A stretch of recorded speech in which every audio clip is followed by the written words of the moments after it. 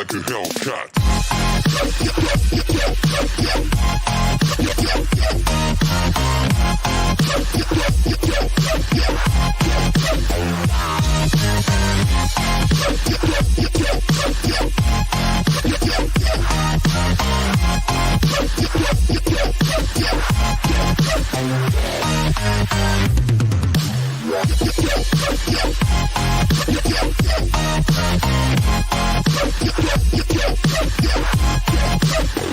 Like a Hellcat.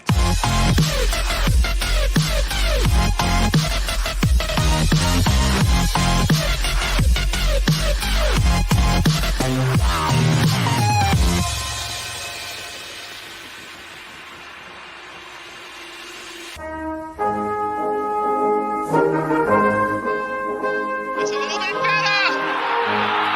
It is a stunner from Fabio Quagliarella. It's off again for Dzeko, who's in for Roma and scores.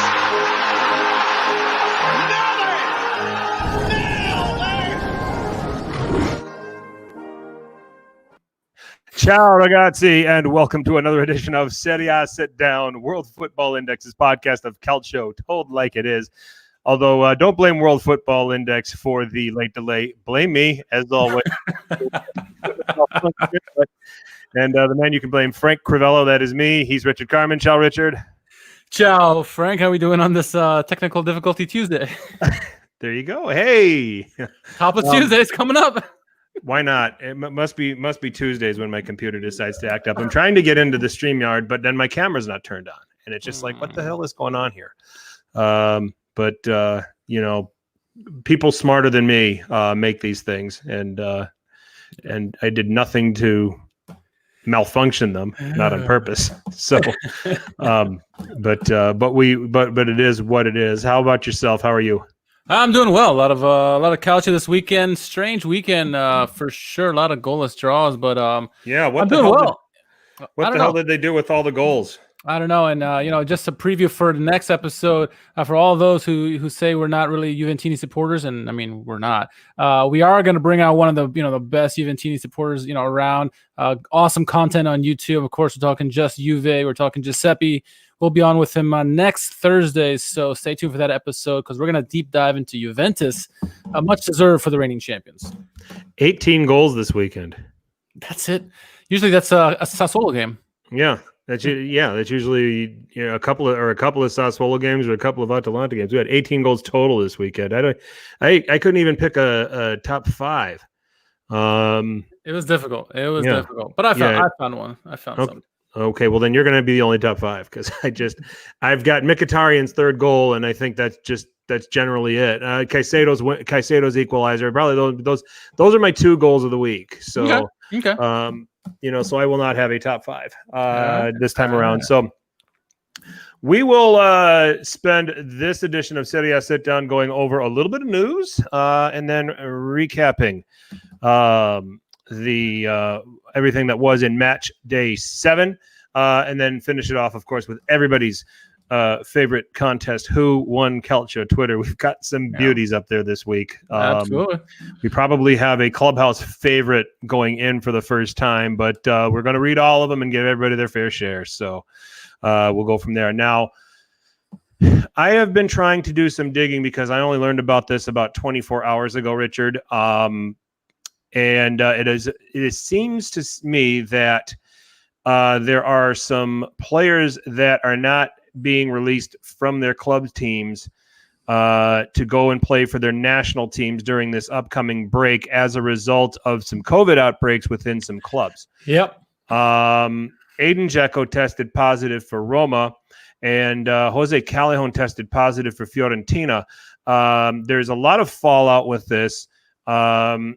And I guess what the clubs, or I guess what, either Serie A or officials in Italy are saying, because of those close contact exposures, the players are not going to be permitted to travel to play for their national teams. The biggest winner in all of this might be Inter, although I don't think Inter is affected in any of this. I think that their players can go, but originally that was another interesting soap opera off to the side. Lukaku's hurt. Belgium calls him up anyway. The Inter officials there had plenty to say about that. But just to kind of break this in, you look at Roma right now, and this was as of Sunday. They were discussing Gianluca Mancini, Leonardo Spinazzola, Brian Cristante, and Lorenzo Pellegrini, all for Italy, not permitted to train with Italy. Marash Kumbula for Albania, Mkhitaryan for Armenia, and then Ibanez of Brazil. They were all called up, and from what I understand, I don't know if any of them have joined their teams, their national teams or not. Another one that I've seen here is that the Serbian FA are trying to get and it actually looks like they did have them. It sounds like Dusan Vlahovic and Nikola Milenkovic broke travel ban orders to join up with their national teams. And the Serbian FA is offering to pay any fines, that are going with that. And there's a handful of other teams that are impacted by this, not just, Roma and Fiorentina. I was reading that Sassuolo, I was reading Udinese, also. Their players are not permitted. First and foremost, this affects the Italian national team because you're already talking about some players that were missing to begin with, and now you got players that aren't going to be allowed to travel with the team. We no wonder why Roberto Mancini called up 41 players. He pretty much called up all of Serie A, right? They had to call backups because of a situation like this where guys, couldn't be able to play because of the COVID situation. You can understand why their Serie A is trying to hold back some of the players from traveling so much because it was such a bad. It got hit so hard. Italy did during the first wave of this pandemic, and now the second wave has started already, and a lot of the cities are shutting down again, and all through Europe as well. And so they're scared at this moment. They don't want to the risk spreading anything further than they have to. So I can see why they're doing this, but it's putting a boatload of stress along for the national teams, for all the national teams, not only the Azzurri, and that's why you see 41 players being called up for Mancini's team. I'm surprised you didn't get a call up in this one, but yeah, it's a little crazy times right now, and we don't know who's going to be playing for sure. I mean, I'm sure the next days unravel before the first game. We're going to start hearing more and more players that are possibly going to have to sit out, before the games. Yeah, and I'm not seeing a whole lot here in Gazzetta. What I did read was just kind of some, global stuff that was going on. I'm not seeing a whole lot beyond that. Those were some of the stories, but it's very, very interesting how this is getting handled. I mean, we've seen a little bit. Chat. Anybody that has any details on this, we'd love to hear from you if you can provide it. But this is also on the heels of just listening to Counterattack on Sirius XMFC. They were talking about this as well. And again, Italy's concerns are close contact exposures, and not risking those players and possibly ending up having a positive and going to their national teams and infecting the national teams, across Europe and across the world. So, I think that my general opinion about this is that the national teams are trying to play games here. Okay. And they're trying to get games in, and they're trying to get, Nations League. There's some critical, qualifiers yet, qualifying playoffs for Euro 2020, which is Euro 2021. So, I'm conflicted on this. I think player safety should be of the utmost importance here, but then UEFA is also trying to punch a clock. It's awfully strange. I think I want to err on the side of supporting the players and ensuring their safety. Now, the players will tell you that, hey, we're fine. In the case of Vlahovic and Milenkovic, we're fine. We're going to go play for our national team. We're fine. We're not positive. We've tested negative all along. It's just one of our teammates. We haven't tested positive yet, so we will go and make the trip. It sounds like England is forcing 14-day quarantines for anybody that goes outside of the country. So it sounds like it's a real mess there. I don't know how these national teams look at it. It's just one of those things that I haven't had a chance to dive into. Yeah, and I think, the whole thing with each of these leagues and each of these tournaments are all run by different people. So everyone has their best interest in heart. And so it affects everybody else. So if one group was, dictating Serie A and Euros and everything else, it'd be different. They could look at the best interest overall, but they're not. So Serie A is looking out for themselves. UEFA is obviously looking out for themselves, and so on and so forth. And it's going to be a bag of shit basically, because nobody knows what's going to go on here, and people are going to, like you said, are going to start forcing these teams to call up their players, and like I said, maybe they'll start paying some fines, like Serbia is going to be doing, and just to get some games in, because there are some key games to be played, and that is a downside of having the Nations League and all these Euro qualifiers. We'll see how bad this second wave gets, because maybe they postpone the tournament again. Hopefully not. But I mean, safety is most important out of everything. So we'll see. It's right now. It's going to be chaotic, especially these games for this international break here. And once this goes through, maybe we get a little bit a better understanding of how to approach the next international break. Who knows? But yeah, it's not an easy thing at the moment. I'm reading this. This is from the New York Times. This is another article. They're talking about soccer battle looming over national team games.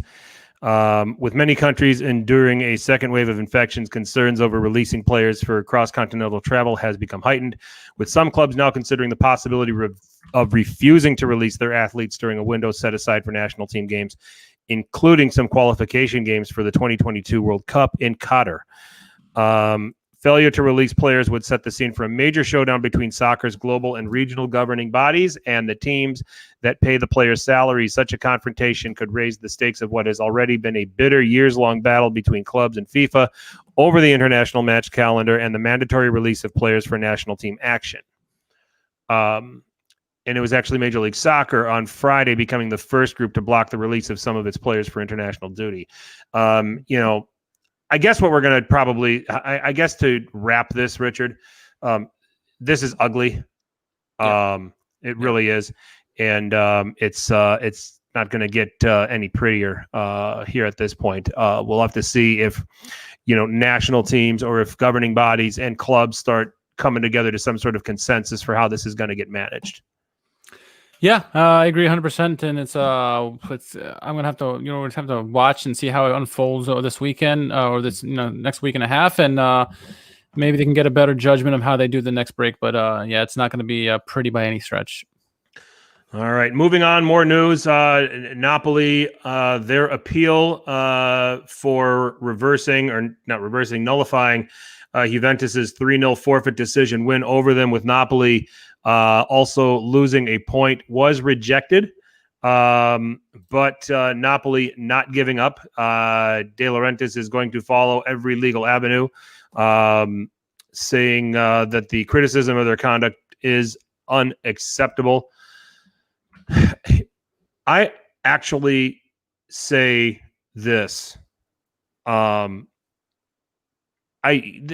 Somebody has to come to their senses and figure out how to reverse this. Okay. Yeah. Napoli made a safe decision and they're being punished for it. And we've been saying this over and over and over again, and if there's an agenda for Lega Calcio to go out of their way to give Juventus a 10th consecutive Scudetto, this is a very, very shameful way to approach it. They did the right thing. And then their own local ordinance wouldn't allow them to travel anyway. So at that point, you've got to make a decision. At this point, you got to make a decision, and you've got to exercise common sense, or you've got to basically exercise, what the government is saying here, what that local government is saying here, and say, all right, they're not traveling. We're going to have to figure out when else to play this. And I think this is going to get to a point where between the national team stuff, trying to figure out when to play all of these games is just going to be a complete disaster. And, whatever decision is going to get made, the players are going to get screwed here. I think so. And it's not looking good with Serie A. I mean, obviously, they're not Napoli aren't the only team to be facing a penalty like this. Roma obviously fell at the hands of Verona with the decision as well. But yeah, with Napoli, it's again, it's different authorities, try to impose their will. And, Serie A said, this is what we're going to do before the season, and you all are going to agree to it. And then, I guess, actually, I don't know what the whole deal is. I know what Serie A says, and I know what the local authorities say, but who has Serie A saying they have overrule over anybody? And then obviously Italy has been like, no, we're the major decider here. So someone's got to give there. And if the case is it's whoever, I mean, you're right. Somebody has to figure this shit out and overturn it. Or, I don't know. It's confusing. It's unfortunate that, a game as big as, Juventus Napoli, we're not going to get to see until the second half of the season. Sure, Juve probably needed that 3 points right there that they got. And Napoli, Napoli would probably be, top 2 right now if it wasn't for that. So who knows, possibly. So it's a mess. Whether, no matter what you believe in, it's a disaster, and they need to figure this out. They're making VAR look good at the moment. So yeah, it's a head scratcher, man. Head scratcher. Yeah, it definitely is. And, something's got to get sorted out here. And in De Laurentiis's words, the league is basically delegitimizing local and government authorities, or the authority of regional health associations, by doing this.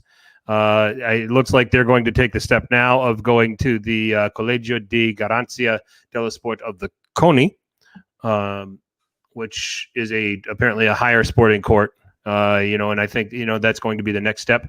Hopefully, it will a determination, and somebody in there will exercise some common sense. Yeah, if they hold us up, it's just going to tell the other Serie A teams, forget COVID, just do what Serie A says, and if you want to make sure you don't get a 3-game forfeit or a 3 points loss and or a loss and a point deduction, then you better show up to your game no matter what the local authorities say. So they need to figure this out. Seriously. Yep. Beppe Iacchini will not be eating panettone at Fiorentina. No panettone for you. And let's see, there's Maximiliano Allegri, there's Maurizio Sarri, who everybody was clamoring for to take the reins here at Fiorentina. But who does Rocco Comiso digs up? Cesare Prandelli. I guess it's better than Ventura. It's not a bad signing, but I think it would have been nice to see, someone not come back, someone like an old face. I mean, it's better than Montella, right? We don't want to see Montella for the third time, but there's some other names, maybe take a chance on Sarri. Really, maybe, Comiso really, stuck his head out and really try to get someone who could, not only attract attention, Spalletti, someone who plays well, can get the team to play attractive and be a contender automatically for a European spot, meaning the levels will be raised automatically. Prandelli, he's done some good, he's done some bad. It's just a good story for the Viola, and I don't know about it. I mean, it couldn't end working. It could. He's done well in the past there, but I'm not so sure about this, Frank. How about you? It's going to be interesting. It looks like he's going to go back to a 4-man defense. He's going to go to either a 4-3-3 or 4-2-3-1. A 4-2-3-1 with Castrovilli playing behind the striker is very appealing. This would put Ribery and Callejon flanking in all likelihood Dusan Vlahovic. That's definitely got some promise there. I think that you have Kwame, who can come on as a second striker. Cesare Prandelli, and this is all found on Football Italia's article. Prandelli has said that Amrabat's not a playmaker, and he said, while I trained Christian Kwame in Genoa, he is not a center forward. So Kwame feels like a second striker that could come on in the game. Amrabat could be part of a double pivot, or he could be the center of a 3-man midfield, depending on how Prandelli pieces this together. So I think those things right off the bat are some positive signs. This potentially hurts them defensively, with asking Cristiano Biraghi now to be a left back instead of a left wing back. I think, he's, for all of the crossing in the world he can do, and they really can't defend a whole lot worse. I mean, they gave up 12 goals in their first 7 games, which when you look at it, there are teams around them that have given up much, much more. But there's potential for Biraghi to be a little bit more of a defensive liability in Prandelli's setup. So there's going to be some, interesting pieces. There's going to be some interesting movement here with what to do here. But I would probably favor with Prandelli is a 4-3-3. I think a 3-man midfield of Amrabat in front of the back 4 and flanked by Castrovilli and Bonaventura and then you can play Callejon and Ribéry high or flanking Vlahovic, I think that's a good way to go. Because now you've got some midfield players that can help Biraghi and provide some cover. The center backs don't have to worry about coming over and providing some support. I think that's a system that might work a little bit better with the existing pieces in-house. You have a good central defender in Milenkovic. You have a good goalkeeper in Drogovski. So the pieces are there to do a little bit better than they're doing right now. Are they a team that can Prandelli take this team to a European place? No. But certainly can be an improvement on the table position that they're in right now. They're currently 12th. They've got the quality in their team to be 8th, 9th in that neighborhood. And let's see if Prandelli can get it out of them. Yeah, it'll be interesting to see. I think if they are going to that 4-man defense, I think, like what you mentioned about Biraghi, I think to help him out, so he's able to push up, I think he should go to like maybe a 4-2-3-1 to have that double pivot, giving, if you're going to put Amrabat in one of those holding positions, at least he has a little bit more freedom to go up if he wants, because he can. I know Prandelli says he's not an attacking midfielder, but he has those qualities. He is a good playmaker, I think. And then you can have 3 attacking midfielders up front, whether that's Bonaventura's in that mix or Kouame or Ribéry or whoever, Callejon. You have some options at that point, I think, and it'll help more offensively. We need to get whatever gets Vlahovic going and scoring goals is what Fiorentina needs. And I think they, like you said, they need to look out for Biraghi too, because him contributing offensively is going to help them. It can only help them, but if you give him more defensive responsibilities, that's going to negate that. And I think having a double pivot may help him out, especially defensively if that's an issue.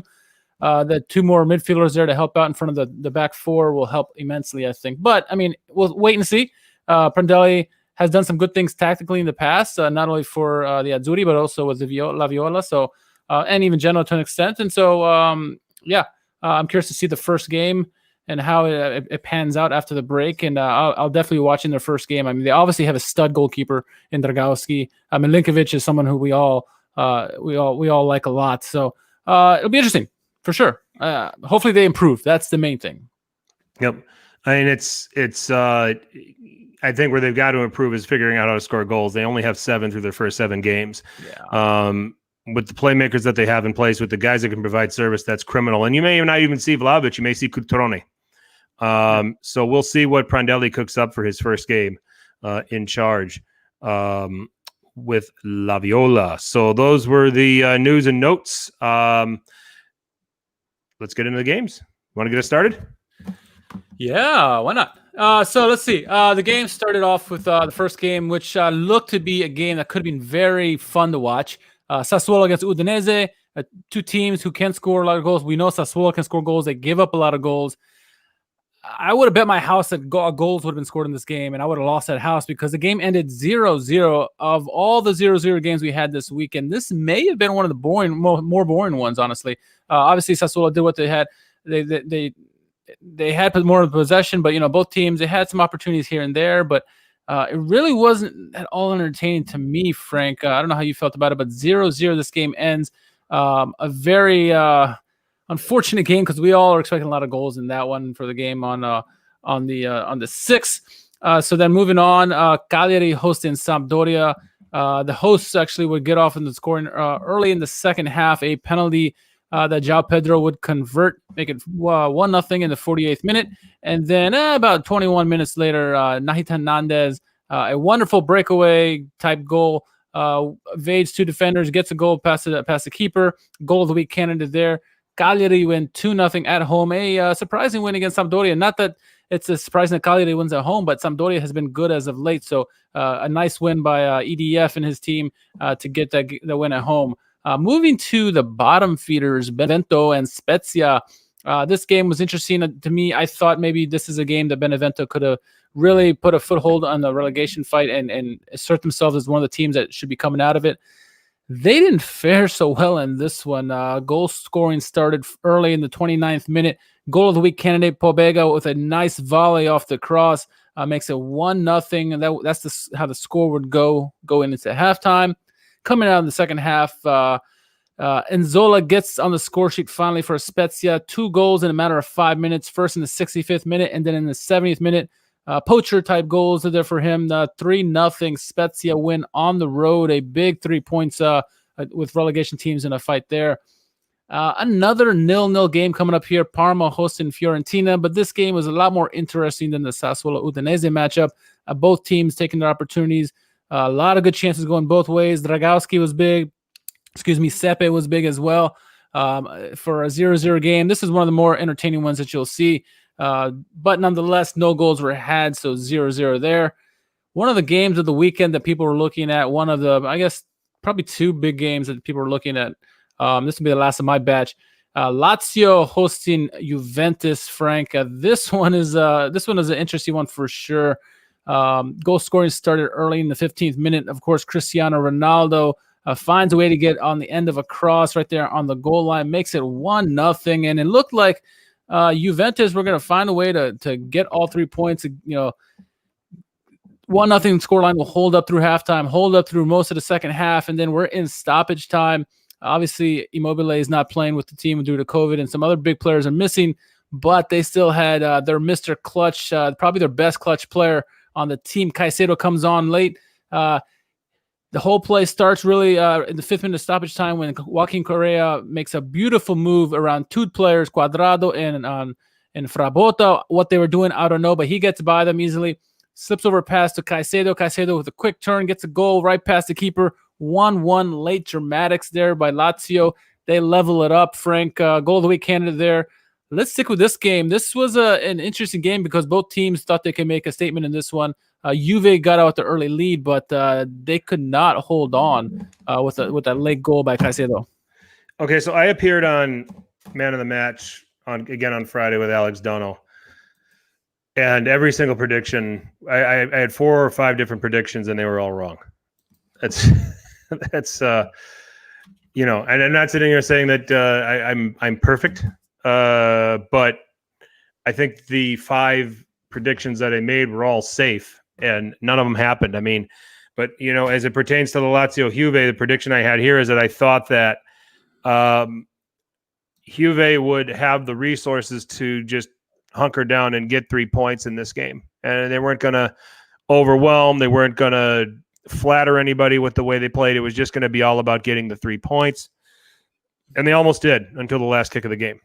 Yeah, so it's a fairly even game too, statistically too. So, but yeah, I was expecting a lot more from Juventus in this one, especially with all the key players missing for Lazio. But Lazio, to their credit, and I've been saying this since the beginning of the season, is that Lazio has faced a lot of adversity, more than they have faced in probably the last 3-4 years combined.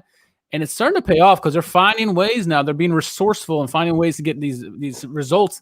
And Caicedo, I'm going to say it again and again, but he is their best clutch player on this team, and he does it again with another late goal by them, huge goal by them. But Correa has got to be the man of that play because the way he went around Cuadrado and Frabotta, who were lazy on that play, was pretty pitiful. Yeah. Excellent piece of individual work there. And then just Caicedo doing really what you have to do as a striker in that situation. It's a half chance at best. Yep. But that, in that moment, you got to take it. You never know what's going to happen. And, and I think that's what he did. And,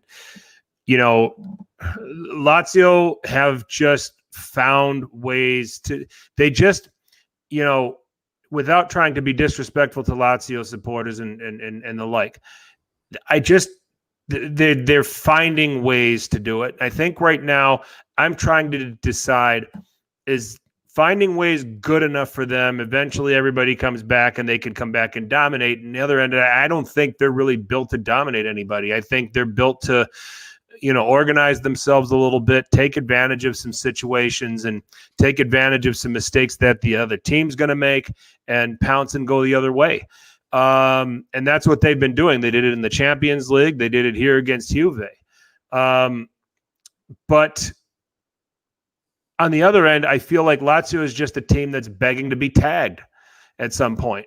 It's Atalanta did it to them earlier in the season already, beating them 4-1. Sorry, George, I must have my internet and computer problems must have just carried over to you. So yeah. It spreads, I guess, but what are you going to do? So just another example where Lazio just find a way to get a point, going to be perfectly happy with it, considering it came against Juve. And like I said, I think that I like what Anthony's saying here. I'm in that camp. I think they're just going to get tagged at some point. They're going to, and I don't have them. I think they're the team that's out of the European picture next year at the expense of Sassuolo. Now, while I don't disagree about that part, because I think there's so many good teams at the top that they're not quite there yet. And maybe they get hot and who knows. But normally, in most circumstances, I would agree with you and Anthony that, they crash and burn every season because they do. But I think a big part of that is that they haven't faced much adversity. And I think having that adversity in the beginning, much like Juve has done in the past, not saying that they're Juve from the past, but Juve has found ways to get results. And then at the end of the season, they get hot and then they pull away from the league. I'm not saying Lazio are going to do that, but I do think this could be a good thing for Lazio because it'll maybe prevent them from crashing and burning at the end of the season. It doesn't mean they're going to be Champions League contenders or anything like that. I agree with you that there's so many good teams up top that Europa League is going to be difficult to obtain this year. So it's a bittersweet thing, I guess you want to tell. It's a nice pat on the back for Lazio that, hey, this is good for you, but yeah, you're going to struggle this year. Yeah. But it's amazing the job that Simone Inzaghi has done this early in the season with the rash of absences, COVID, injuries, all this other stuff, and still finding ways to just get points and keep on ticking. They're hanging around, and we'll see what they are as the season stretches on. I don't think this is a bad result for Juventus either. Yeah, they lost it late, but considering what they had, and I mean, I think they messed around with the lineups as well. Yeah, they could do some things to make sure that they finish off the games. If this is a Allegri team in the past, it would have been done. But they got some learning to do defensively, especially late in games and tight games that they couldn't do under Sarri. So I'm not worried about them right now. I still think they're in the mix for not only Champions League but also for the top spot as well. But it's just something they need to work on. Obviously, having Ronaldo back is going to help a lot. So yeah, and Ronaldo had one in the first half where he hit the woodwork, and you bank on him scoring that 99 times out of 100. That just happened to be the one time. Yep.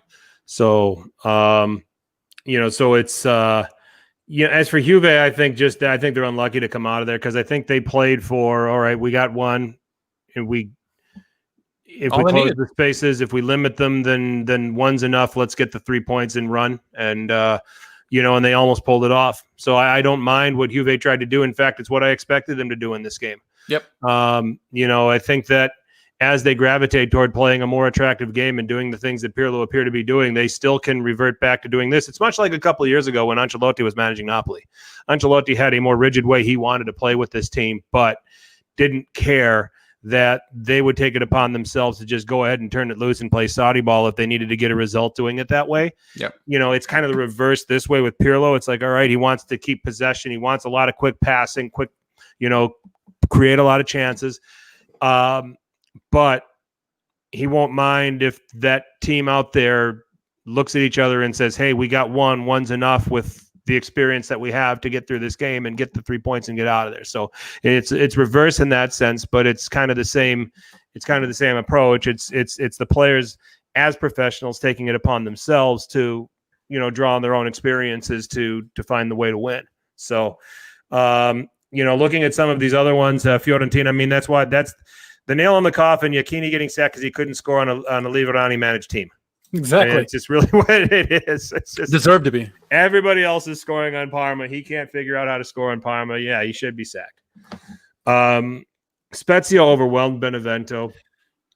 Pobega continues to impress. Goal last week and goal again. A nice goal this week. Spezia's finding ways to get results, and they're starting to pull away ever so slightly. There's a big 3 points that they leapfrog Benevento in this one. And that's how good and deep Milan's midfield are, that they didn't have room for Pobega. They've got him on loan there at Spezia. So it's anytime Pobega's going to pop up and play well as a Milanese, I'm going to be very happy. So Cagliari, opportunistic early red card there on Ogello, and I thought that was the correct decision. Initially was a yellow, went to VAR, became a red. And that's now 3 out of 4 for Cagliari in Serie A. They also have a Coppa Italia win over Cremonese. So in all comps, 5 out of 6, 5 wins in 6. So you see things starting to take shape with this Cagliari team. Getting the momentum. Yeah, definitely. Now they travel to Juve when we come back from the break on the 21st, so we'll see if that momentum sticks. I think it'll be challenging for them, largely because I still think that they struggle in away matches. They did win 3-2 at Torino, but they got spanked 5-2 at Atalanta. But you look at some of these successes and some of these wins, they were at home against Samp, at home against Crotone. We've talked about this. Cagliari is a very good team on the island. Yep. When they get off the island, there's issues. They lose 3-2 at Bologna, a game that was really back and forth, and there were a lot of chances for both teams. So I think that EDF is starting to get into this team a little bit, but I think that they're expressing themselves and they're playing really well right now. João Pedro's in a really good run of form. Naita Hernandez is playing extremely well as well. George hopes the mold is finally taking shape with Cagliari. I think that it's an issue, George, where they are beating the teams that you would expect them to beat, in certain situations. I am interested in what they'll do against Juventus and at Juve to see how that goes. So you've mentioned they've been opportunistic, and that is a great opportunity to be opportunistic. If it's a tight game late, especially if it's a level score line, be opportunistic. João Pedro is a fantastic striker. They got some playmakers on that team. If they can find an opportunistic opportunity and take advantage of it, look out. That's going to be a world of difference for their confidence going ahead. Even if they level Juventus up, it'll do good for their confidence. And Sassuolo and Udinese, I could, and I watched this game. I was excited for this game, and I could not have watched two more uninterested teams. Like Anthony, I fell asleep. I'm like, this is not the game I signed up for.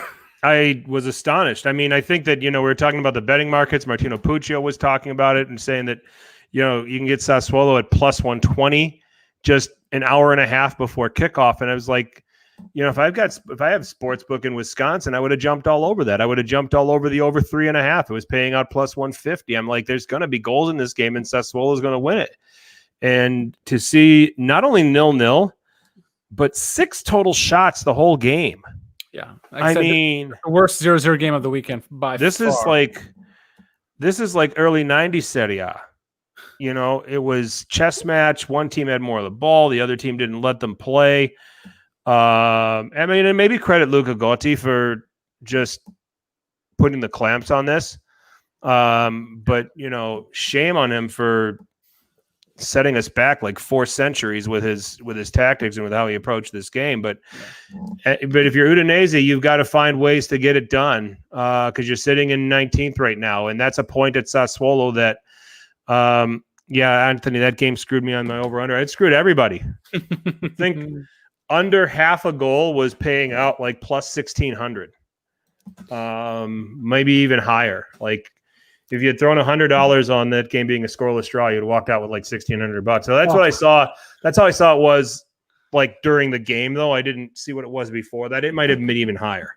Sometimes you got to roll that dice. I remember back in the day when Sir Alex Ferguson was at Man United, they used to have like some crazy bets that if United scored in stoppage time and then a game, you'd win like a boatload of money. And then so you'd like, go ahead, throw it in because they're bound to happen. And so sometimes you got to take a risk and go for that 0-0 game, hoping that you're going to hit jackpot, and then you would have got lots of money, like you said.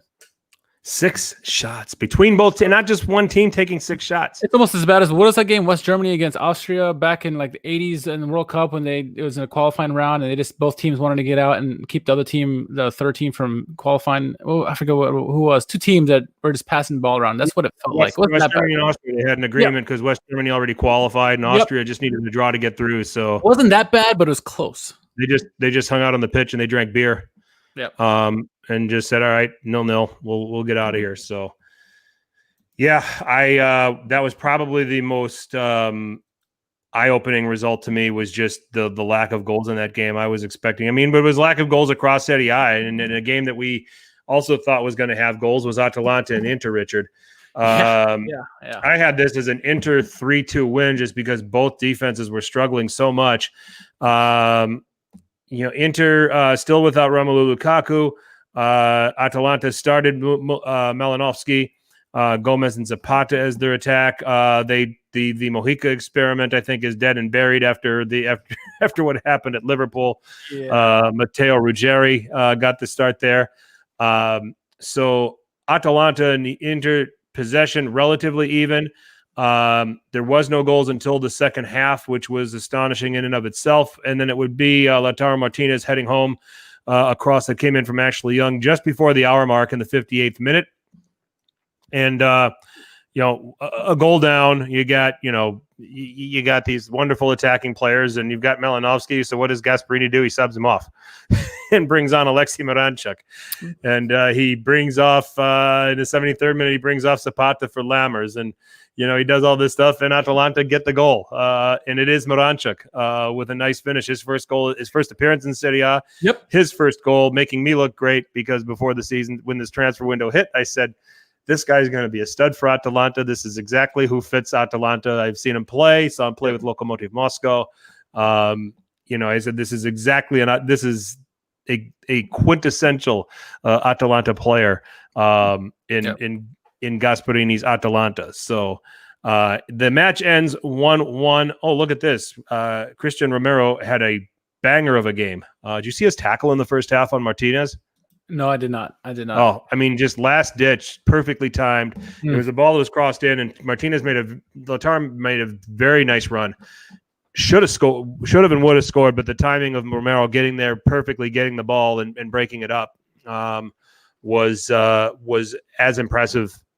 That's why they got him, right? They want him for those key plays like that to be able to stop the opposition's best players, and it sounds like he did a bang up job of it too. Arguably the best player in this game. Remo Freuler was really good too.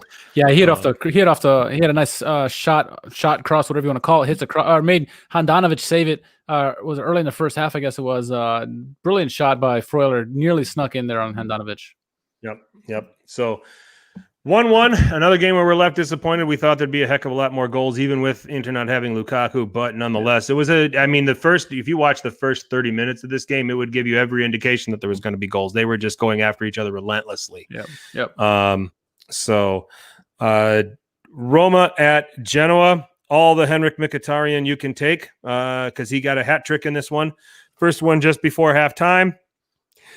Second one in the 66th minute, and then the volley in the 85th minute, which is my goal of the week, just to put the game away for the Giallorossi. Even possession, but Roma did much more with it than Genoa did. On the other end for Genoa in the 50th minute, it was Piazza from Gianluca Scamacca turning up again, this time with an assist. That was a beautiful play that led to that goal. I mean, that was a beautiful team goal right there. Just treading their defense apart. But Scamacca with a beautiful assist there to leading Piazza to that goal, and he put it away. But yeah, the kid is getting goals and assists now, and despite the tattoos, the Perotti tattoos, proving to be a man that wants to eat at the big boy table with all of the great neck tat players that Serie A has seen. So, maybe he's auditioning for Roma. Yeah, that could be. That could be. Should have had a Roma shirt on with that neck tat. It would have been perfect. And you know what? It wouldn't stun me if he's a Roma player next year. Yeah, so. He could fit well there. I think so. Dzeko is a backup to Dzeko and eventually taking a spot. Dzeko's got to move on at some point. Why not? Yeah. Torino Crotone. We don't need to talk about that. It was better than Sassuolo Danese, though. Luperto got a second yellow and got sent off, but not until the 88th minute. Another game that was just drab. I mean, Torino at home against another team, Crotone, who concedes a whole bunch of goals, and Torino can only get 4 shots on them. Yeah. And I'm looking at Crotone's lineup and wondering what was so scary about this that you couldn't get around it, especially with Belotti, Verdi, Lukic with the form that he's in, Vojvoda with his ability going forward, Rodriguez on the left. I mean, there's the pieces that team should have at least 2 on Crotone, making you wonder if Marco Giampaolo is going to be enjoying the panettone in Torino. We'll see. Napoli at Bologna, another game that I thought would have goals. Only one, though. It was Victor Osimhen in the 23rd minute. putting this away, and Napoli sure tried. They had 19 shots in this game, only 4 on target though. Yeah. Bologna didn't create as many chances in this game, but Lozano again looking terrific. In the Napoli, I mean, they're so deadly with what they've got going forward between Lozano, Mertens, Insigne, Osimhen up front. It's coming together nicely. Just 1 goal in this game, but nonetheless, 3 more points for Napoli. And then it was capped off with Milan hosting Hellas Verona. We warned Milan fans that this was not going to be an easy game. This was going to be a very difficult game. Verona does exactly the kind of things that aggravate Milan, and that's exactly what happened here. It ends in a 2-2 draw. It was a 2-0 lead for Hellas Verona in the 6th minute. Antonin Barak, here's how you beat Milan. You beat Milan on set pieces. You beat Milan in crossing situations, and you beat Milan on second balls. Check. Where was everybody? After Donnarumma struggled with it. Barak with one of the easiest goals he's going to score all season. Yeah. Just 13 minutes later, a shot from distance redirected by Calabria into his own net to make it 2-0, leaving Milan struggling. In the 27th minute, nice little piece of attacking play going the other way. Kessie getting into the box, getting onto the ball. It does deflect off of Magnani, who gets credited for the own goal in the 27th minute. It would be 2-1 at halftime. Milan puts Verona under siege in the second half. And by under siege, I mean they had 65% possession. They outshot Verona 21-2. Milan had 34 shots in this game altogether. Zlatan missing of the penalty in the 66th minute. The less said about that, the better for Zlatan and his ego. It was another goal that gets canceled, and then finally, in the 93rd minute, Brahim Diaz coming in, crossing it, and Zlatan heading home, redeeming himself after the penalty blunder and sparing a point for the Rossoneri and some blushes. Richard, Milan Verona probably went about the way we expected it to go. They did, and apparently Milan weren't ready for what Verona was going to throw at them. Even though we were saying, I mean, they should listen to our podcast or listen to Stevie and Vinny, right? Verona is going to do what they're going to do. As George says, Verona found Verona things. They did exactly what the formula that they're going to go for. They went for the set pieces. They went for the loose balls. The crosses, all that stuff, and it worked. Barak got a goal again. Had a brace last week, got a goal this week early on, and then the own goal, which is very, very well struck by Ceane, who continues to impress. And Verona were doing very good things early on, but full credit. And lots of times when the bigger team that is favored to win draws the game, it looks bad on them. But I think in fashion that they went down and came back, fought, it was indicative of a very strong mental team. They went down 2-0 early to one of the best defensive teams in the league, by the way. Yep. They've only given up 7 goals this year. This is the first game they've given up more than 1 goal in a game, which is amazing. And so they came back. They got a goal late. Kessie got the touch, but then it ended up being an own goal. Makes it 2-1 at halftime. Cut into that lead. They had adversity. Zlatan misses the penalty shot. Did his best Zaza impersonation, shooting way over the bar, upper deck. And then he comes back. He scores a goal. It gets taken away from him, and they continue to fight. And I actually thought they might have, got a goal late after that second goal, after they tied it, because they kept coming after them. They were hungry, and that's a sign of a strong mental team, and that's going to pose well for them in their fight to try to get Champions League this year. I thought it was a good draw. And most of the times, you see teams, like I said, getting draws. You want to say, okay, like Juve drew Verona early in the year and looked bad at the time. But I think this is a good result. Anytime a team goes down 2-0, comes back and ends up drawing it, it's a good draw. Like, was it last year or maybe it was early this year? Lazio went up 3-0 on Atalanta, and Atalanta stormed back, made it 3-3. Great result for Atalanta, poor for Lazio. Same situation here. Yep.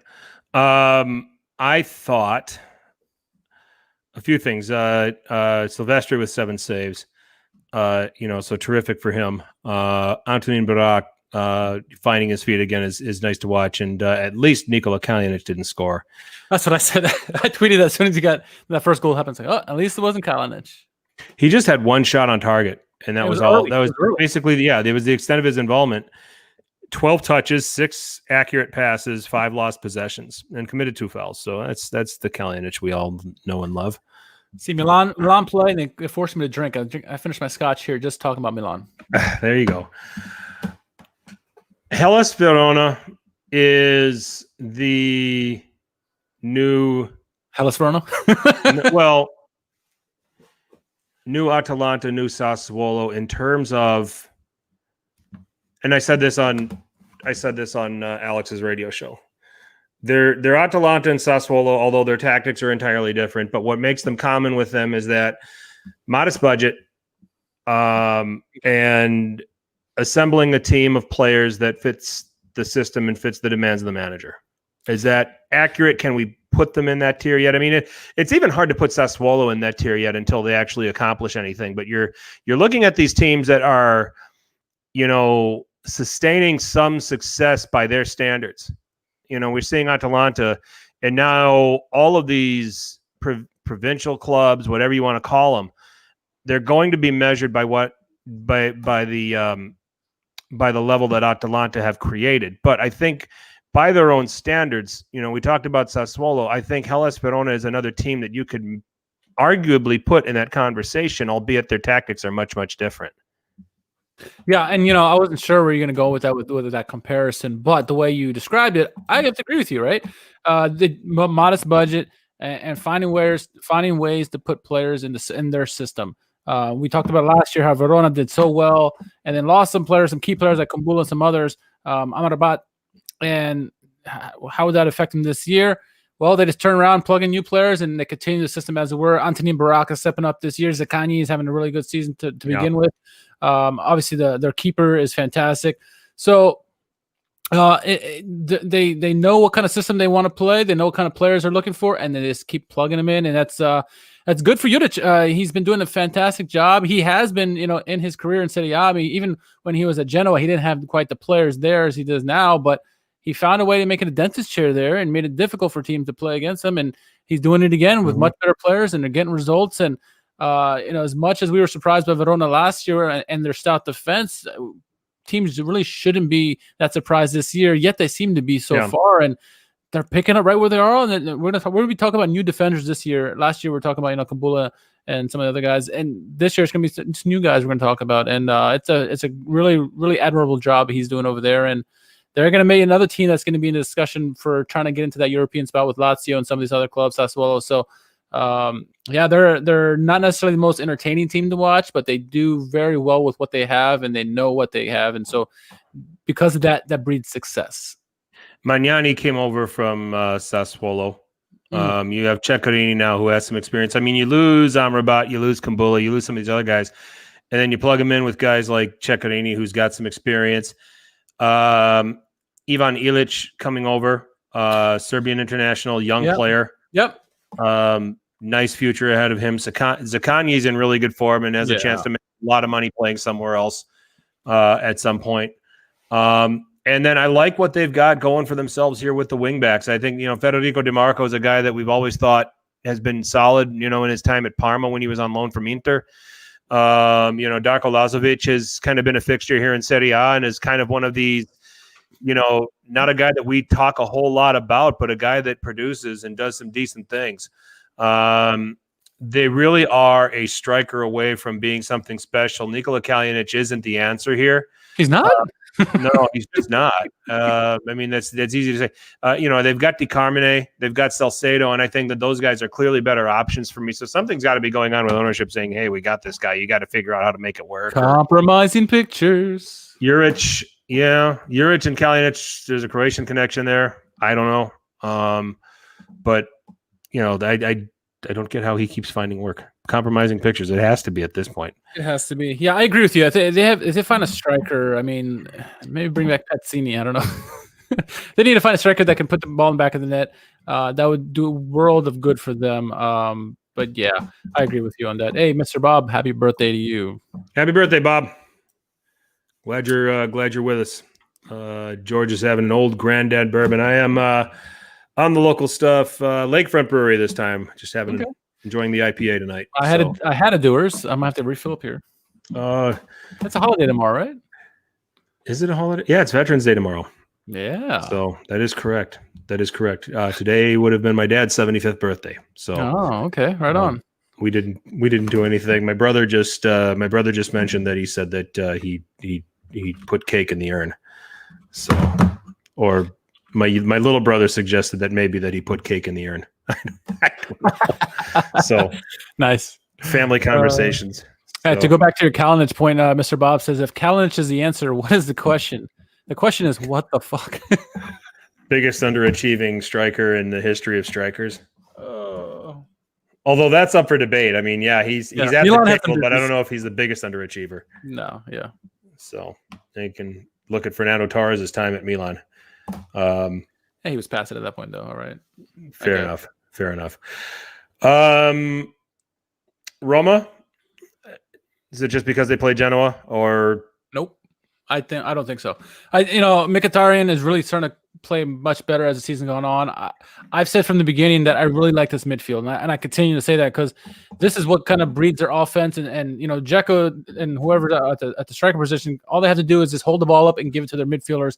They got Veretout, they got Mkhitaryan, they got Pedro, so on and so forth. They got a really, really fun possession-based and attacking midfield that really can exploit a defense and exploit their weaknesses. Yes, it's Genoa. I understand that, but they've been doing this kind of stuff to all teams so far this season. They haven't been getting the goals like they did in this game, but they have been exploiting teams and they've been making those beautiful passes, getting lots of shots off in each of the games. So it was bound that they were going to start scoring some goals. You're happy for Mkhitaryan for scoring some nice goals today or this weekend, but I'm not surprised by this at all, and I don't think it's just because they play Genoa. Well, how about you? No, I mean, and this is important that they find ways without Dzeko. They're not dependent on Edin Dzeko. And then you can also go back to Thursday in the Europa League. They're underachievers. They're screw ups. They're B teamers. Put 5 on Cluj. So that's another positive for them as they're starting to put this together. Having Smalling back there and playing regularly helps them out defensively. You've got so it was Mancini, Smalling, and Ibanez, which is a much better defensive grouping than what we probably were looking at. The other thing that I would probably point to is the play of their midfield. The combination of Pellegrini and Veretout. They're both guys that would love to link up with the attack and go forward, but they're both doing a good. When I watch some of these Roma games, I think one thing is that's catching my eye about those two guys playing together is that they're unselfish in the sense that they're reading each other a lot. They're reading each other and they're really well. If one's up, the other one's protecting the back three, and does his job in that sense and helps keep some balance. So, they don't have. I would not define Veretout or Pellegrini as a midfield stopper. So at some point, that's something that might expose them. Yeah, I agree with that. But for the time being, it's a unique combination and it's an intriguing combination. And I think against a team like Genoa, they probably can get away with it. So but that's been catching my eye lately. But then the understanding that they have of each other, has been interesting. This is the Rick Karsdorp that Roma hoped they were going to get when they signed him. Gosh, it feels like they signed him 10 years ago. I wonder if because he was linked with Atalanta, that's what made him even better. Just being linked with Atalanta makes you a better player. Sure, why not? If you're being thought of by those guys, and you had to be, I think that Salamakers was linked with Atalanta. Yeah. I thought I had read that somewhere at some point. So Mr. Bob is asking a good question because we're a Serie A sit-down where we talk about Azzurri a lot, and he's asking, why am I wearing a Holland jersey? Not just because I like Holland. This is the Huntelaar jersey, and he played with AC Milan. He's one of my favorite players. Huntelaar is, so I'm wearing a Huntelaar jersey, not just a Dutch jersey, but it's a Huntelaar jersey. So yeah, yeah. Serie A connection. Serie A connection. Yep, Huntelaar was indeed solid. So, no doubt about it. Napoli. Getting a clean sheet against an attack like Bologna is impressive. Oh, absolutely. And Ospina continues to be seems to be the man for Napoli going forward. And any other day, I think Napoli would have scored probably 3 or 4 goals. I think they all were not positionally wise technically when they're shooting, they were leaning back too far, and all the shots were going over the crossbar. They had a lot of opportunity, a lot of possession in the attacking zone for Bologna, but they kept roofing it over the bar, and I think it was a bad day for everyone involved. Lozano continues to impress. He had that beautiful pass to Osimhen for the backdoor header. But he played well overall. But I think, like I said, any other day, they would have scored more goals. It just so happened that everyone kept shooting over the bar. Insigne, Mertens, everybody was shooting over the bar. So it's just one of those days for them where it looked beautiful, except for the final product. Yep. Atalanta and Inter, don't let the 1-1 fool you. This was a really entertaining game. Yeah, absolutely. We want a more high-scoring game for sure, right? But it didn't happen. But it was still a lot of opportunities going both ways. Handanovic making big saves. Atalanta doing some key defensive stops. At some points, like you said, the first 30 minutes, a lot of opportunities both ways. We thought more goals were going to happen, and then it got a little, more cagey towards the middle part of the game. And then once Inter went up in the 58th minute or whatever, with a nice play by Ashley Young to get the assist on Lautaro Martinez. Then you saw Atalanta really going gung-ho and trying to get a goal. And they had opportunity after opportunity. Obviously, Moranchek scored, but, Zapata had a great opportunity backdoor. He just missed it. And some other chances here and there as well. So this game was a fun game. I mean, for a 1-1 game, it's certainly an entertaining. We wish more goals would have happened for sure, but when you have teams that have tough midfields like they do with Vidal on one side, and the other side you got Freuler and Darun and guys like that, it's going to be difficult, right? And Romero as well. You talk about how he had a good game. So in two top teams, you're going to expect a low scoring even game, and that's what we got. We were hoping for something higher scoring, right? 3-2, but we got a typical heavyweight bout. Ended up 1-1. Doesn't matter who was playing. Guys are missing, but it was a good game. Good Serie A game.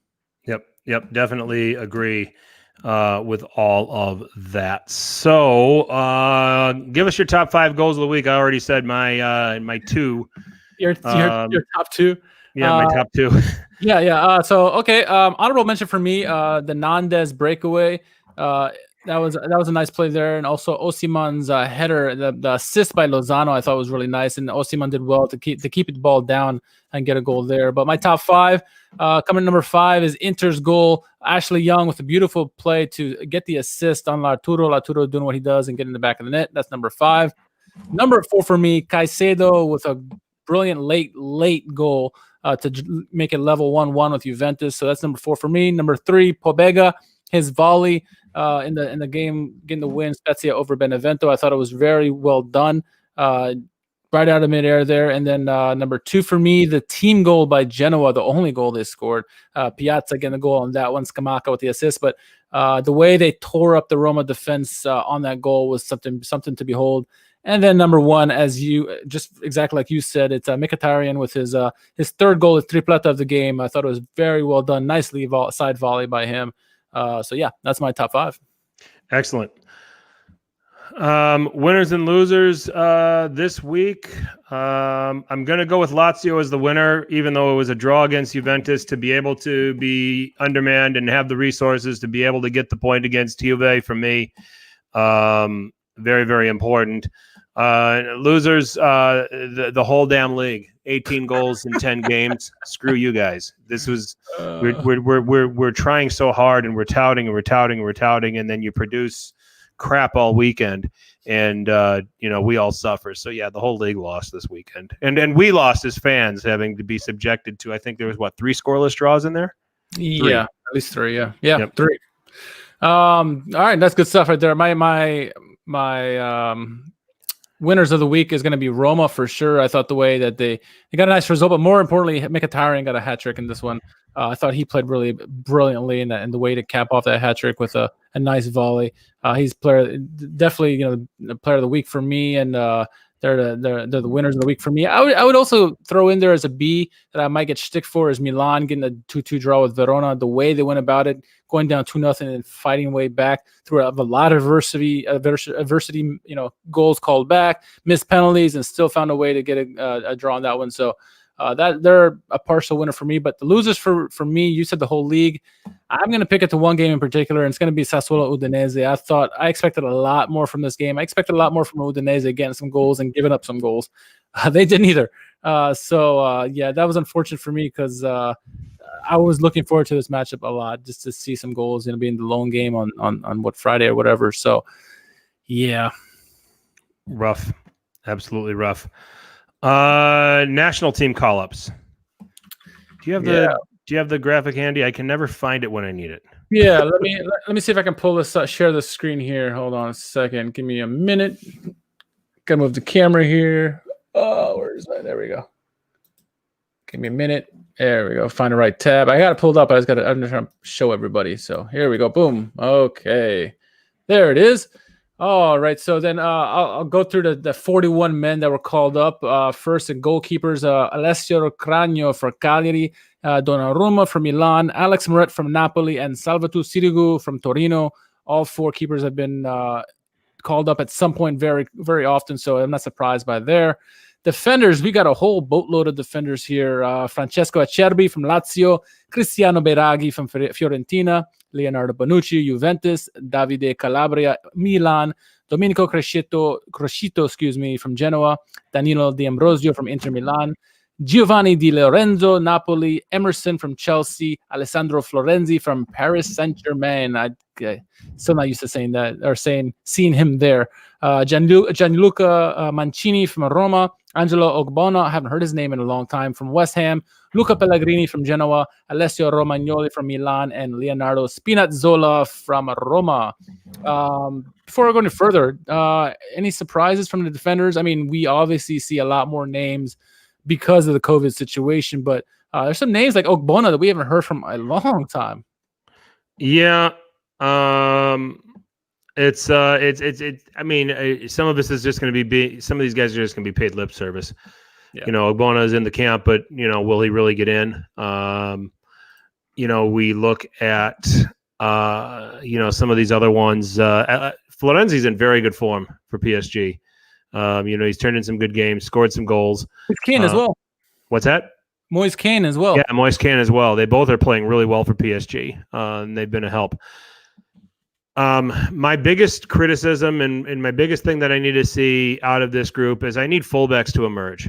Okay, I think we've got it. The center backs are solid. There's a decent rotation here that that they can call on and have some effect. Spinazzola has to be the way to go. He has to be, I think. On the left? On the left. Over Biraghi? I would. The way that Spinazzola started the season, we know what Biraghi can do. He can do some good things, but I think Spinazzola, the way he started this season, give him a chance and let him run with it. He's played very well for Roma, and he scored some goals and getting assists. Why not? Put him in there. I'll go with that. Defends a little bit better than Biraghi, too. Yeah. Not much, but does defend a little bit better. I think the right back has to be Florenzi. Right now, yeah. Under the circumstances and given the form that he's in. I like seeing Calabria in the camp. I think that he's actually played really, really well. He can give you some better, and I never thought I'd ever say this about the kid, but he can give you a better defensive presence at right back probably than Florenzi can. Yeah. Eventually, at the end of the season, I think Calabria could take it away from him as we get closer, but we need to see a lot of good from Calabria and a lot more inconsistency from Florenzi. And unfortunately, like you said, he's playing very well at the moment. Right. So that's where I'm at. I need to see better play from the fullbacks. Okay. So I'm going into these Italy games hoping that we see some better fullback play than what we've been given so far. Okay, so let's go to the midfielders now. Nicolo Barella, from Inter Milan, Gaetano Castrovilli from Fiorentina, Brian Cristante from Roma, Roberto Gagliardini from Inter Milan, Jorginho from Chelsea, Manuel Locatelli from Sassuolo, Lorenzo Pellegrini from Roma, Matteo Pessina from Atalanta, Roberto Soriano from Bologna, like to see that call up, and then Sandro Tonali from AC Milan. Good selections, I think, with the midfield, huh? Yeah, Jorginho's not in there? Yes, no, he is. He is in there. Okay. Yeah. And Verratti's not in there, is he? He is not. I think he's hurt, actually. Okay. Barella, Jorginho, and then take your pick for the other midfielder. I think is really the way this needs to go. I think that, Locatelli, I see that you're highlighting him. He's got to give an opportunity. As the way he's been playing this season, I think he should get at least an opportunity. I think he's a guy that you definitely, consider. I think it's Castrovilli. I think that if you want to do this right now, if I do a midfield three, I'm starting Barella, Jorginho, and Castrovilli. Don't overlook Soriano. I think he's played very well this season as well for Bologna. But I think I agree with you, Castrovilli, and then Locatelli probably just before him. But he's a fantastic player. But functionally, can it work with Soriano? I mean, he's better in front of a double pivot. Yeah. And Mancini's not going to do that. So that's the only question that I would have as it pertains to Soriano. The double pivot that has Mihailovic has at Bologna gives him a little bit more freedom. Yeah. So that would be a concern. That would be a question I'd have to have. All right. Moving on to the forwards now. Andrea Belotti, El Gallo from Torino. Domenico Berardi from Sassuolo. Federico Bernardeschi from Juventus. Francesco Caputo, Sassuolo. Federico Chiesa, Juventus. Stefan El Shaarawy from Shanghai Shenhua. Vincenzo Grifo from Freiburg. Love to see that. Ciro Immobile from Lazio. Lorenzo Insigne from Napoli. Moise Kean from PSG. Kevin Lasagna, Udinese, Riccardo Orsolini, Bologna, and Pietro Pellegrini. He is in the national team with Monaco. That's probably a surprise for me. He probably definitely earned it, but obviously you need to have a little bit more bodies now, especially with guys like Immobile being 50-50, whether they're going to be on the team or not. Moise Kean probably is going to be the one who's going to get more of the playing time as out of this grouping here because he's been pretty good. He's been banging in goals with PSG. So what do you make of the forwards? Not really. No one that really surprises me. Yep. Pellegrini getting his opportunity. I mean, I think Lasagna maybe, but he's been good in the past. He just hasn't been good as of late, but I can see why he's been called up. Insigne, and then for the love of God, please start playing Domenico Berardi on the right. Yeah. And then striker. Striker and the right side of that front three are going to be two things I'm keeping my eye on in these games. Orsolini could play well there. He has. Orsolini's useful. Berardi's useful. You've got Insigne who's going to shoot everything inside from the left.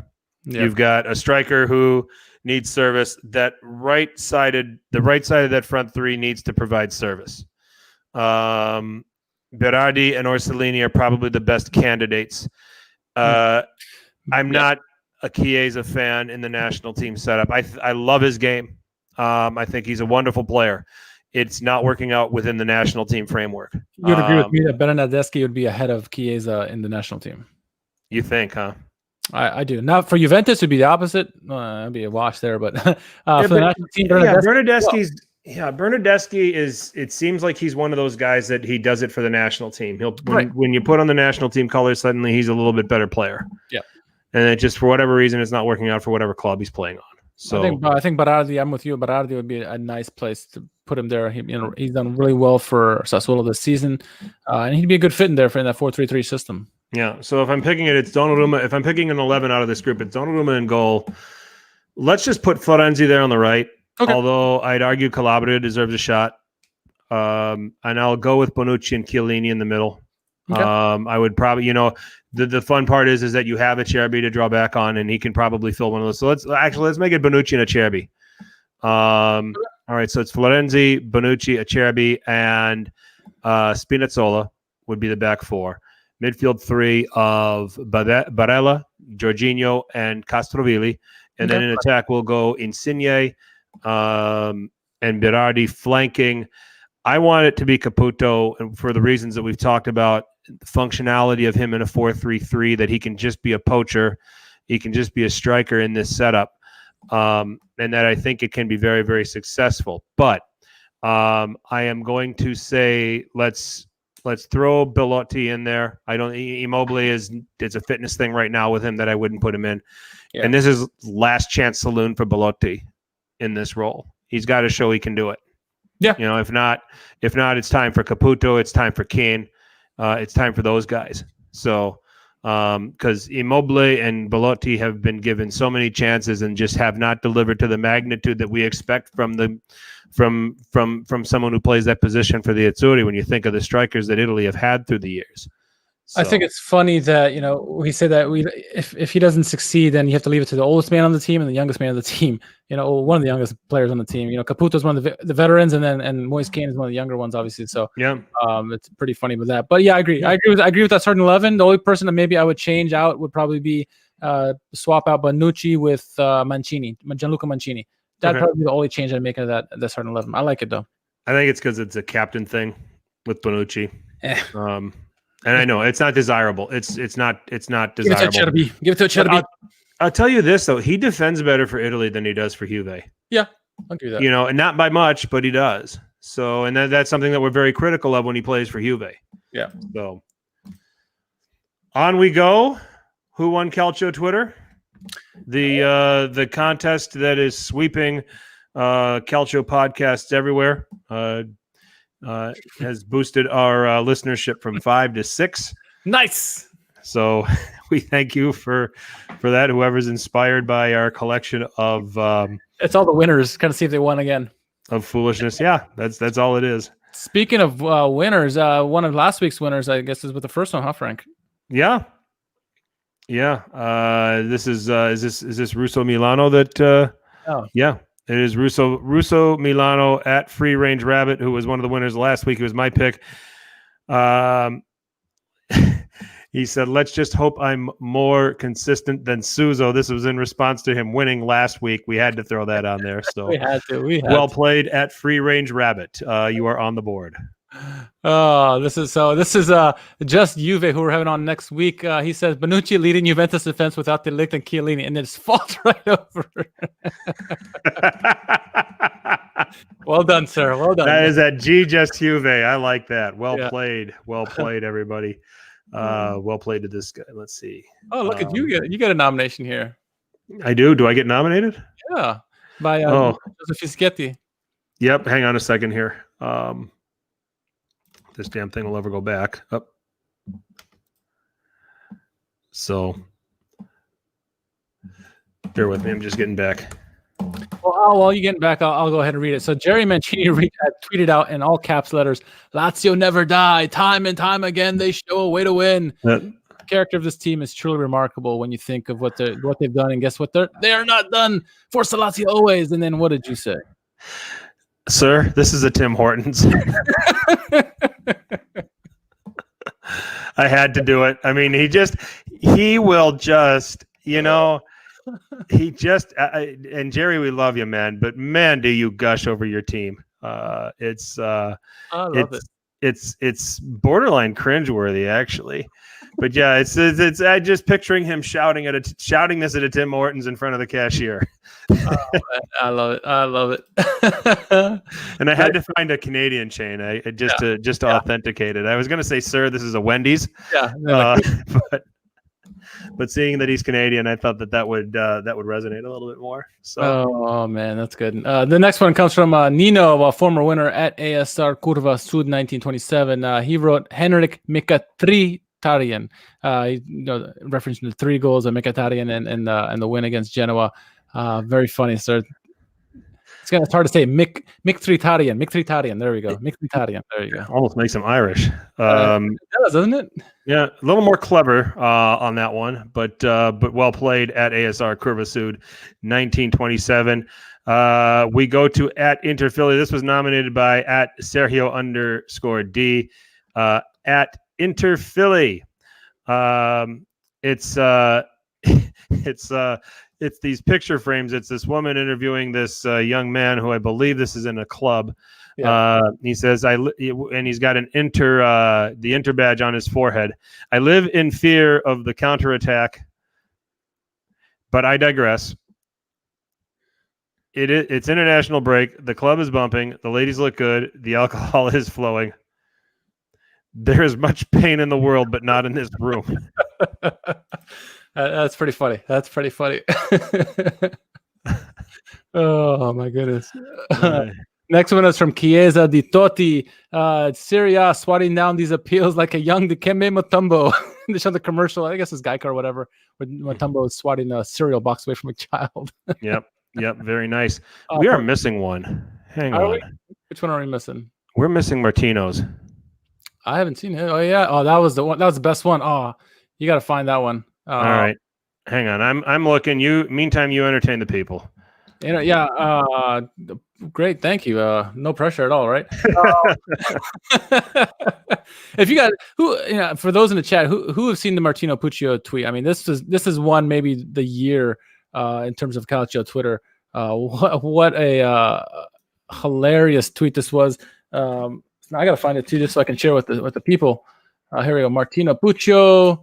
Where is it? Where is this thing? I'm scrolling down right now looking for it. And, he tweets so damn much. Come on, Martino. Yeah, that's the thing. Is Martino, you tweet too much, dude. It's referencing the famous. It had to do with the banter. It was like the scene from. It was a scene from Inglourious Bastards with Hitler and they're with the creating the new subtitles. Let's see. Come on, goodness. Martino, if you didn't tweet so much. Oh my goodness, seriously. I'm down to November 6th. I am too. While you look for that, it was a hilarious tweet. We're gonna definitely tweet that out because that's gonna be the winner, not by far. I don't care what anybody else says. There's some good ones. Just Juve had a great one. Some other ones were really good, but this one with the banter error was hilarious. We'll try to pull it up here. My goodness. Did he get rid of it? Because that would have been our that would be our winner. Yeah, no. We found it. Okay, found it. It's November 4th. All the way down to November 4th. It's a 2-minute and 20-second video of a scene from Inglourious Bastards where they're all in there talking to Hitler. And here we go. Hold on. After a long campaign, we have finished second behind Juventus. Clearly, this is devastating after the Montari goal. We proceeded to lose to Juventus in Coppa Italia 4th on aggregate. All that was left of the Champions League quarters versus Barcelona. We were eliminated 3-1 over 2 legs and failed to win a trophy. And then we simply have to run it back with Inzaghi, Gattuso, and Seedorf and win the title next year. And then everybody's just staring at Hitler for saying that. I'm afraid. I'm afraid they are retiring and have played their final matches with the club. After saying they would stay 99.9%. I mean, November. Let me just hold on. Let me tag this here so that we can put it on there. If you haven't watched this whole video, you need to watch it because it was a thing of brilliance by Martino. And you got to read all the commentary on this one because it was hilarious talking about the Milan banter area, like you said. Hilarious.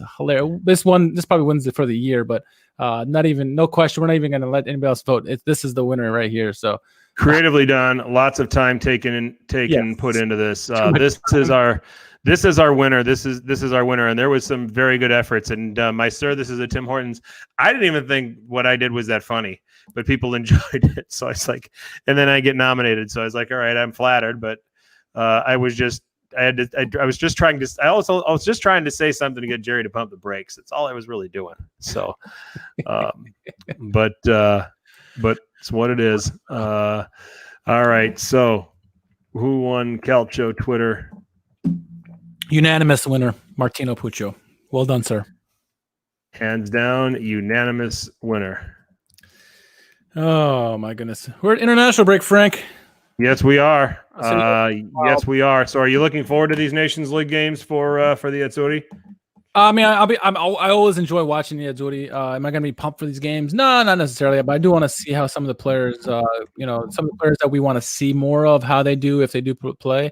I'm definitely going to be looking for that and you want to see obviously improvement from the team. But yeah, I'm just.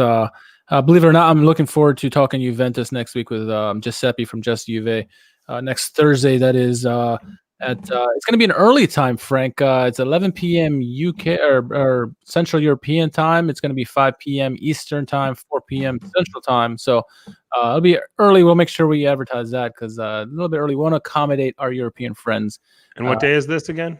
Thursday the 19th. Thursday the 19th. Excellent. So that's when we will be back on the air, folks.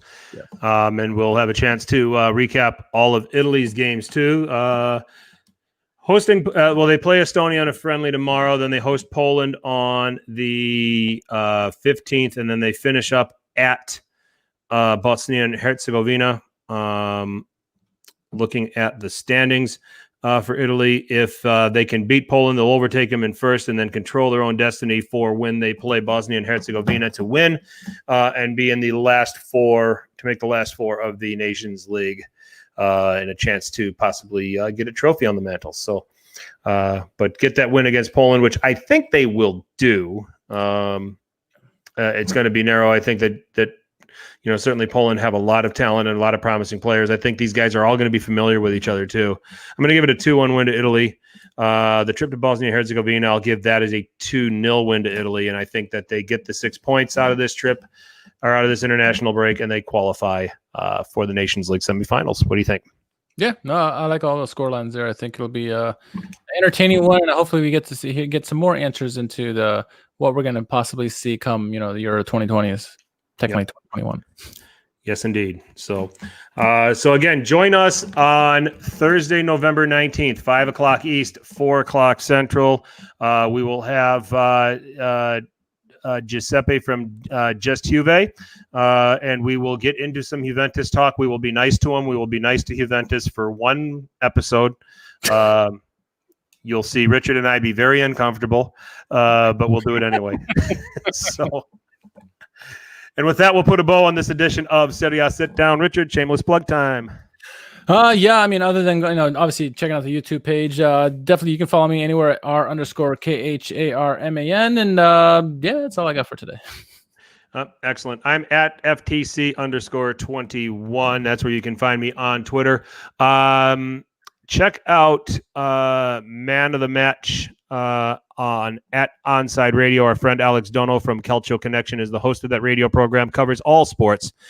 But in particular, tune in on Friday at 2 p.m. Eastern when I appear on the show to discuss Serie A with Alex and answer questions and go from there. So have enjoyed the first couple segments that we've done. Looking forward to doing more. And Alex, shout out to you. Very much appreciative of you having me on your program. Serie A Sit Down, we have our own channel on Apple Podcasts and SoundCloud. We can be found on Stitcher, Spotify, iHeartRadio, wherever you find podcasts. You can find Serie A Sit Down at Serie A Sit Down on Twitter or Instagram, also on Facebook. Not going to Parler just yet, Richard. No, not yet. Not yet. We will probably send an exploratory committee out there to see what the to see what the audience is like. But we've got enough social media to keep track of as it is. So that's right. Also, ways that you can help us: drop a like on this video if you enjoyed what you watched here. Subscribe to the channel so you can get notifications of future episodes of Serie A Sit Down, or if we come out with any video clips. Something that I keep procrastinating, but I'm going to do it at some point. And I know that Richard has done a great job with videos in the past, so we'll continue to do that too. So, but meantime, any of those social media channels where you can find us, any comments, questions, anything that you want to see in future podcasts, please drop us a line. So, chat, thanks for joining us. Entertaining as always. Great stuff.